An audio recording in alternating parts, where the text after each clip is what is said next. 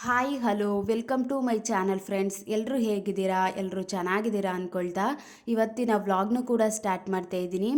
ಈ ವ್ಲಾಗ್ ಏನಾದರೂ ನಿಮಗೆ ಇನ್ ಕೇಸ್ ಇಷ್ಟ ಆಯಿತು ಅಂದರೆ ಪ್ಲೀಸ್ ಒಂದು ಲೈಕ್ ಮಾಡಿ. ಯಾರಾದರೂ ಫಸ್ಟ್ ಟೈಮ್ ನೋಡ್ತಿದ್ರೆ ಸಬ್ಸ್ಕ್ರೈಬ್ ಮಾಡಿಕೊಂಡು ವಿಡಿಯೋನ ಕೊನೆ ತನಕನೂ ನೋಡಿ.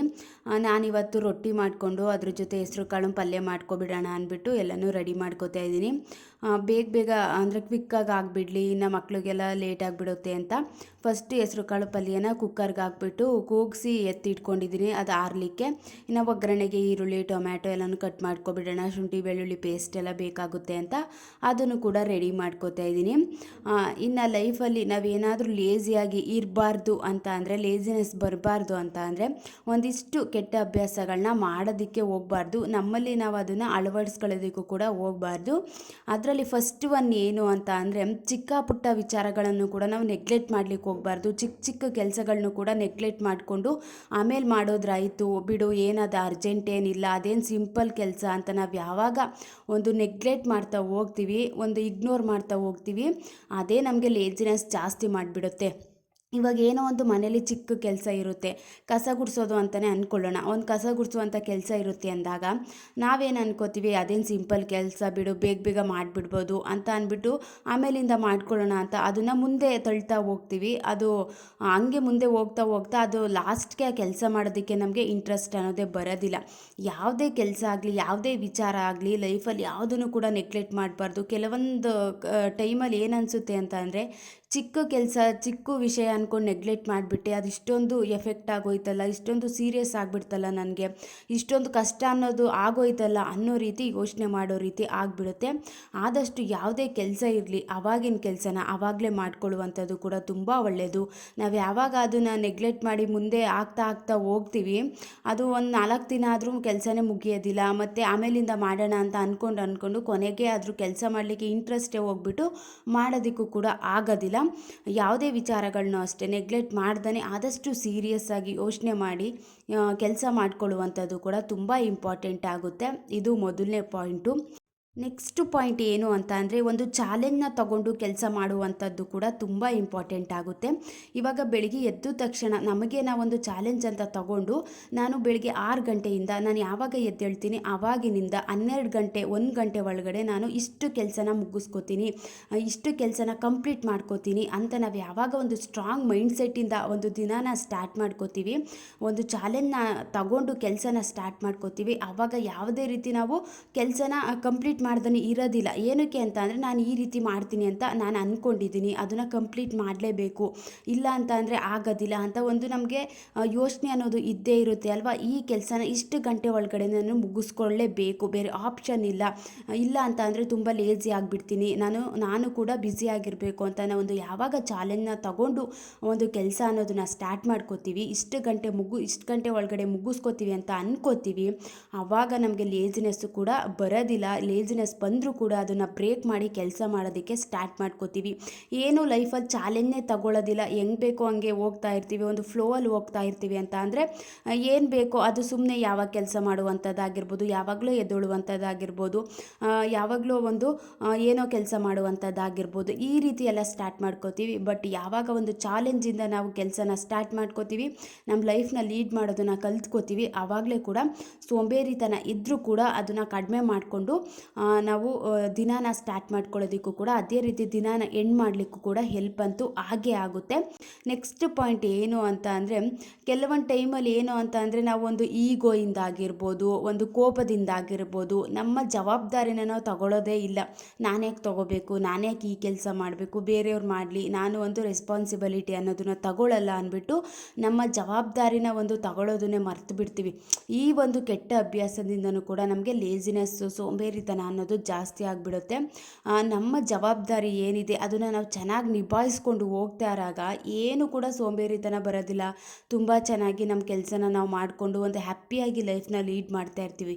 ಬಟ್ ಯಾವಾಗ ನಾವು ಒಂದು ಕೋಪದಿಂದ ಆಗಿರ್ಬೋದು, ಇದರಿಂದ ನಾವು ಒಂದು ರೆಸ್ಪಾನ್ಸಿಬಿಲಿಟಿನ ತಗೊಳ್ತಾನೆ ಅದನ್ನು ಬಿಟ್ಬಿಡ್ತೀವಿ, ಆವಾಗಲೇ ಒಂದು ಬೇಜಾರಾಗೋದು ಅಂಥದ್ದಾಗಿರ್ಬೋದು, ಕೆಲಸದ ಮೇಲೆ ಇಂಟ್ರೆಸ್ಟ್ ಹೋಗುವಂಥದ್ದಾಗಿರ್ಬೋದು, ನಾನ್ಯಾಕೆ ಮಾಡಬೇಕು ಅನ್ನೋ ರೀತಿ ಒಂದು ಕೋಪದಿಂದ ನಾವು ಮಾತಾಡುವಂಥದ್ದಾಗಿರ್ಬೋದು, ಆಗಿರ್ಬೋದು, ಇದೆಲ್ಲ ತೊಂದರೆಗಳು ಸ್ಟಾರ್ಟ್ ಆಗಿಬಿಡ್ತವೆ. ಲೈಫಲ್ಲಿ ಏನಾದರೂ ಸ್ವಲ್ಪ ಸೀರಿಯಸ್ನೆಸ್ ಬರಬೇಕು, ಲೈಫಲ್ಲಿ ಬ್ಯುಸಿ ಆಗಬೇಕು, ನಾವು ಕೂಡ ಎಲ್ಲ ರೀತಿಯೂ ಕೆಲಸ ಮಾಡಿಕೊಂಡು ನಮಗೂ ಕೂಡ ರೆಸ್ಪೆಕ್ಟ್ ಕೊಟ್ಟು ಮಾತಾಡಿಸ್ಬೇಕು ಅಂತ ಅಂದರೆ ನಾವೊಂದು ಜವಾಬ್ದಾರಿನ ತಗೊಂಡು ಅದನ್ನು ನಾವು ನಡೆಸ್ಕೊಂಡು ಹೋಗೋದು ತುಂಬ ಇಂಪಾರ್ಟೆಂಟ್ ಆಗುತ್ತೆ. ಇವಾಗ ಅಬ್ಸರ್ವ್ ಮಾಡಿ ನೋಡಿ, ಮನೇಲಿ ಯಾರಾದರೂ ಒಂದು ಕೆಲಸನ ಅವ್ರ ಕೆಲಸ ಏನಿದೆ ಅದನ್ನು ಮಾಡ್ತಾನೆ ಸುಮ್ಮನೆ ಹಾಗೆ ಓಡಾಡ್ಕೊಂಡಿದ್ರೆ ಅವ್ರಿಗೆ ಯಾರು ಕೂಡ ರೆಸ್ಪೆಕ್ಟ್ ಕೂಡ ಕೊಡೋದಿಲ್ಲ.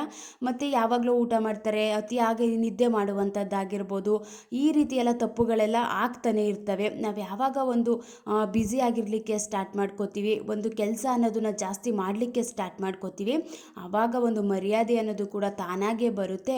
ನಮ್ಮ ಕೆಲಸ ಏನಿದೆ ಅದನ್ನು ಮುಗಿಸ್ಕೊಳ್ಳೋಣ, ನಾನೇ ಬೇರೆಯವ್ರ ಬಗ್ಗೆ ಯೋಚನೆ ಮಾಡಬೇಕು ಅಂತ ಅನ್ನೆಸೆಸರಿ ಯೋಚನೆಗಳು ಕೂಡ ಕಡಿಮೆ ಮಾಡ್ಕೊಳ್ಳೋದಕ್ಕೂ ಕೂಡ ಹೆಲ್ಪ್ ಅಂತೂ ಆಗೇ ಆಗುತ್ತೆ. ನಾವು ಯಾವಾಗ ಒಂದು ಜವಾಬ್ದಾರಿಯಿಂದ ಲೈಫ್ನ ಲೀಡ್ ಮಾಡ್ತಾ ಹೋಗ್ತೀವಿ, ಲೇಜಿನೆಸ್ ಆಗಿರ್ಬೋದು, ಸೋಂಬೇರಿತನ ಅನ್ನೋದು ಕೂಡ ಹತ್ರನೂ ಬರೋದಿಲ್ಲ. ಒಂದು ಹ್ಯಾಪಿಯಾಗಿ ನಾವೊಂದು ಬ್ಯುಸಿಯಾಗಿ ಲೈಫ್ನ ಲೀಡ್ ಮಾಡೋದಕ್ಕೂ ಕೂಡ ಹೆಲ್ಪ್ ಅಂತೂ ಆಗೇ ಆಗುತ್ತೆ. ಇನ್ನು ಅಡುಗೆ ಕೆಲಸನೂ ಕೂಡ ಮುಗೀತು. ಸ್ವಲ್ಪ ಪಾತ್ರೆ ಎಲ್ಲ ಇತ್ತು, ಎಲ್ಲ ತೊಳೆದಿಟ್ಬಿಡೋಣ ಅಂತ ಅಂದ್ಬಿಟ್ಟು ಅವಾಗಿನ ಕೆಲಸನ ಆವಾಗಲೇ ಮಾಡಿಕೊಂಡ್ರೆ ಬೆಸ್ಟ್ ಅಲ್ವಾ. ಮತ್ತು ಸಿಂಕಲ್ ಪಾತ್ರೆ ಇದ್ಬಿಟ್ರಂತೂ ಒಂಥರ ಬೇಜಾರೇ ಆಗಿಬಿಡುತ್ತೆ, ಸೊಳ್ಳೆಗಳೆಲ್ಲ ಬರಲಿಕ್ಕೂ ಕೂಡ ಸ್ಟಾರ್ಟ್ ಆಗಿಬಿಡುತ್ತೆ. ಪಾತ್ರೆ ಎಲ್ಲ ತೊಳೆದು ಸಿಂಕೆಲ್ಲ ನೀಟಾಗಿ ಕ್ಲೀನ್ ಮಾಡ್ಕೊಬಿಡೋಣ ಅಂತ ಎಲ್ಲನೂ ಪಾತ್ರೆ ಎಲ್ಲ ತೊಳೆದಿಡ್ತಾ ಇದ್ದೀನಿ. ನೆಕ್ಸ್ಟ್ ಪಾಯಿಂಟ್ ಏನು ಅಂತ ಅಂದರೆ, ಆದಷ್ಟು ಲೇಜಿನೆಸ್ ಬರಬಾರ್ದು ಅಂತ ಅಂದರೆ ಪ್ರತಿದಿನ ಪ್ಲ್ಯಾನ್ ಮಾಡ್ಕೊಳ್ಳುವಂಥದ್ದು ಕೂಡ ತುಂಬ ಒಳ್ಳೆಯದು. ನಾವು ಯಾವಾಗ ಒಂದು ಪ್ಲ್ಯಾನಿಂಗ್ ಇಲ್ದೇ ಡೇನ ಸ್ಟಾರ್ಟ್ ಮಾಡ್ತೀವಿ, ಏನು ಮಾಡೋದು ಅಂತ ಗೊತ್ತಾಗೋದಿಲ್ಲ. ಏನು ಬೇಕೋ ಆ ಕೆಲಸ ಮಾಡಿಕೊಂಡು ಆರಾಮಾಗಿ ಸ್ವಲ್ಪ ಕೂತ್ಕೊಂಡು ನೆಕ್ಸ್ಟ್ ಕೆಲಸ ಮಾಡುವಂಥದ್ದಾಗಿರ್ಬೋದು, ಬೆಳಗ್ಗೆಯಿಂದ ಸಂಜೆ ತನಕ ಟೈಮ್ ವೇಸ್ಟ್ ಮಾಡಿಕೊಂಡು ಸಂಜೆ ಟೈಮ್ ಕೆಲಸ ಮಾಡುವಂಥದ್ದಾಗಿರ್ಬೋದು, ಈ ರೀತಿ ತಪ್ಪುಗಳೆಲ್ಲ ಮಾಡ್ತಾ ಇರ್ತೀವಿ.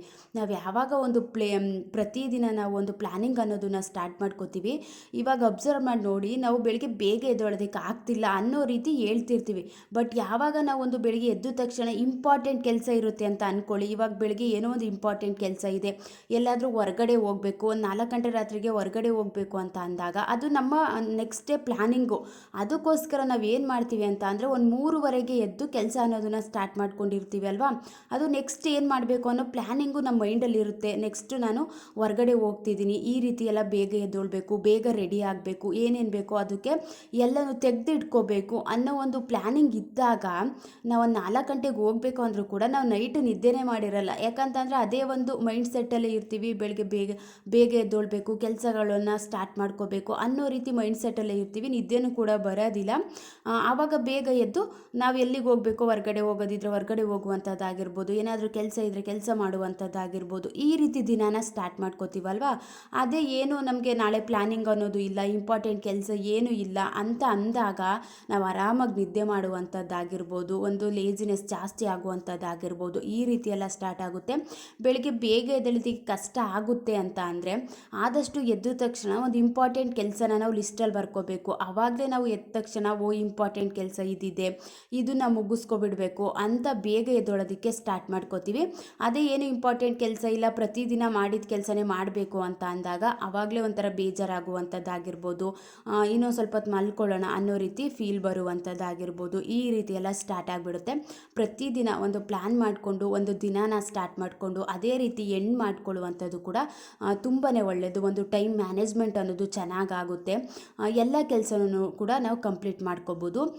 ಇನ್ನು ಮನೆಗೆ ಸ್ವಲ್ಪ ಗ್ರಾಸರಿ ಎಲ್ಲ ತೊಗೊಬಂದಿದ್ವಿ, ಎಲ್ಲನೂ ಕ್ಲೀನ್ ಮಾಡಿಬಿಟ್ಟು ಬಾಕ್ಸ್ ಎಲ್ಲ ತೊಳೆದಿಟ್ಬಿಟ್ಟು ಫಿಲ್ ಮಾಡೋಣ ಅಂದ್ಬಿಟ್ಟು ಹಂಗೆ ಇಟ್ಟಿದ್ದೆ. ಬಾಕ್ಸ್ ಎಲ್ಲ ತೊಳೆದಿಟ್ಬಿಟ್ಟು ಸ್ವಲ್ಪ ಎಲ್ಲ ಡ್ರೈ ಮಾಡಿ ಆಮೇಲೆ ಎಲ್ಲನೂ ರೀಫಿಲ್ ಮಾಡ್ಕೋತಾ ಇದ್ದೀನಿ. ಈ ರೀತಿ ಲೇಜಿನೆಸ್ ಬರಬಾರ್ದು ಅಂತ ಅಂದರೆ ನಮ್ಮನ್ನು ನಾವು ಯಾವ ರೀತಿ ಕೆಲಸದಲ್ಲಿ ಇನ್ವಾಲ್ವ್ ಮಾಡ್ಕೋತೀವಿ ಅನ್ನೋದು ವೆರಿ ಇಂಪಾರ್ಟೆಂಟ್ ಆಗುತ್ತೆ.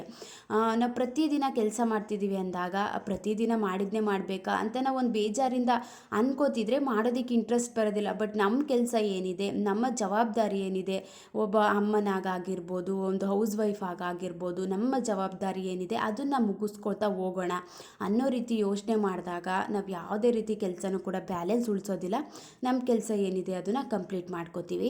ನೆಕ್ಸ್ಟ್ ಏನು ಅಂತ ಅಂದರೆ ಒಂದು ಇಡೀ ದಿನ ಆ್ಯಕ್ಟಿವ್ ಆಗಿ ಚೆನ್ನಾಗಿರಬೇಕು ಅಂತ ಅಂದರೆ ಬೆಳಿಗ್ಗೆ ಆದಷ್ಟು ಬೇಗ ಎದ್ದೇಳುವಂಥದ್ದು ಒಳ್ಳೆಯದು. ನೆಕ್ಸ್ಟ್ ಏನಂತ ಅಂದರೆ ಎದ್ದಿದ ತಕ್ಷಣ ಒಂದೇ ಜಾಗದಲ್ಲಿ ಕೂತ್ಕೊಳ್ಳೋದಕ್ಕೆ ಹೋಗಬಾರ್ದು, ಮತ್ತು ಒಂದೇ ಜಾಗದಲ್ಲಿ ಕೂತ್ಕೊಂಡು ಅತಿಯಾಗಿ ಯೋಚನೆ ಮಾಡುವಂಥದ್ದಾಗಿರ್ಬೋದು, ಇವೆಲ್ಲ ನಮಗೆ ಸೋಂಬೇರಿತನನ ಜಾಸ್ತಿ ಮಾಡಿಬಿಡ್ತವೆ.